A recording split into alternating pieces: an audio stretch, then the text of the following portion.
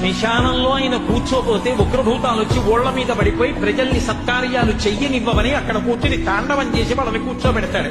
పార్వతీదేవి అడిగింది మహాభారతం అనుశాసనిక పర్వంలో,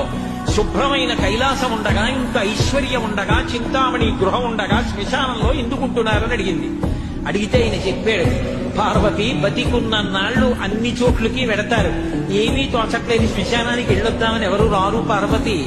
నేనంతవాణ్ణంటాడు, పొడుగ్గా ఉన్నానంటాడు, తెల్లగా ఉన్నానంటాడు, పండితుండంటాడు, పద్యాలు నాకు నోటికొచ్చంటాడు, ఉపన్యాసం చెప్పగలనంటాడు, నాకు పాటలొచ్చంటాడు, నేను నాట్యం చేస్తానంటాడు, నేను అధికారినంటాడు, నా దగ్గర డబ్బు ఉందంటాడు,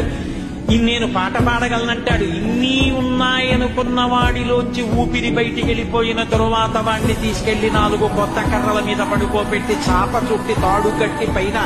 నూలు బట్ట కప్పి తీసుకొచ్చి అన్నీ తీసేసి కర్రల మీద పడుకోబెట్టి కాల్చేస్తుంటే జీవుడు లేచి నిలబడి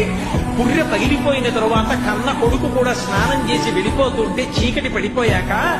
అయ్య బాబోయ్ చుట్టూ ఉగ్రభూతాలు, నా వాళ్ళన్న వాళ్ళు లేరు, వీళ్ళని నమ్ముకున్నాను, ఒక్కడు లేడని ఏడుస్తుంటే నేనున్నాను రా అని చెప్పడానికి నేను కూడా లేకపోతే చచ్చిన వాడు 1000 మాటలు చచ్చిపోతారని అక్కడ ఉన్నారు పార్వతి, నా కర్మకాలక్కడైనా